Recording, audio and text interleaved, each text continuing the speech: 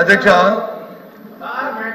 ఈ శాసన మండలి ఈ సెషన్ స్టార్ట్ అయిన ప్రారంభించిన దగ్గర నుంచి మనం చూస్తున్నాం అధ్యక్ష. ఎందుకో కానీ అంటే పేరు నేను కోట్ చేయకూడదు కానీ మంత్రి గారు మరి ఆయన బాధ్యతని విస్మరించి ఎప్పుడూ కూడా హార్ష్ పదాలతో ఏదైతే వాడుకున్న పదాలు ఉన్నాయో వాడుకుంటూ మతాలను కానీ వ్యక్తులు కానీ మరి దూషిస్తూ మాట్లాడడం అనేది సంబంధం కాదు అధ్యక్ష. చెప్పనివ్వండి, నానా కూర్చోండి. నేను చెప్పింది అధ్యక్ష అధ్యక్ష అధ్యక్ష అధ్యక్ష ఏ మంత్రి గారి పేరు పెట్టలేదు. మాట్లాడమనండి. మతాలని దూషించామని రికార్డ్ అవుతుంది కదా, ఎక్కడ దూషించాం మతాలను చెప్పమనండి. ఎందుకంటే రికార్డులోకి వెళ్తుంది లేదా? ఏ మతాన్ని దూషించాం మేము? ఏ మతాన్ని దూషించాం? ఏ మతాన్ని దూషించాం అధ్యక్ష? లేదు ఉన్నట్టు చెప్తున్నారు. ఇదే సభలో అధ్యక్షుడు ఫరూక్ గారిని మాట్లాడారు, లేదు ఉన్నట్టుగా షరీఫ్ గారిని మాట్లాడారు. అందులో అందులో అధ్యక్ష అధ్యక్ష అందులో అందులో అందులో వత్స సత్యనారాయణ గారు మాట్లాడడం విడ్డూరంగా ఉంది అధ్యక్ష. ప్లీజ్ ప్లీజ్, చాలా విడ్డూరంగా ఉంది అధ్యక్ష.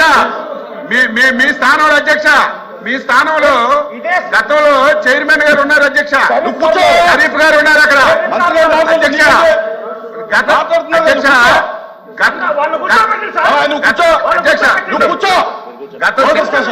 అధ్యక్ష గత శాసన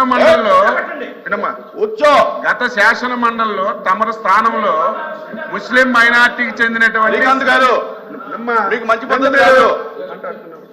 శ్రీకాంత్ గారు మంచి పద్ధతి కాదు అధ్యక్ష. గత సభలో తమరు స్థానంలో గౌరవనీయులైనటువంటి షరీఫ్ గారు చైర్మన్ గా ఉన్నారు అధ్యక్ష.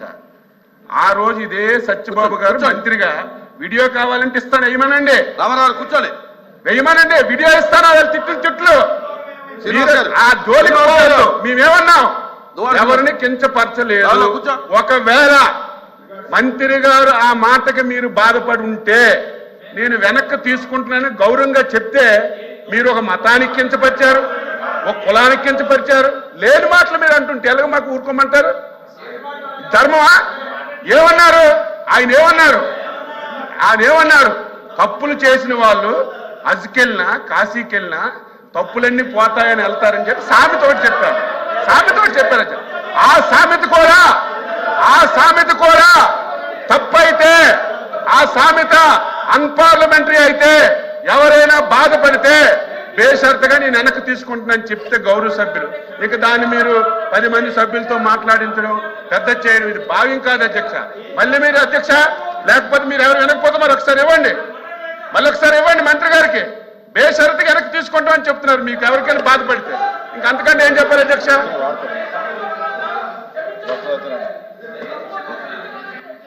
ఎల్ఓపి గారు, గౌరవ మంత్రి గారు కూర్చో.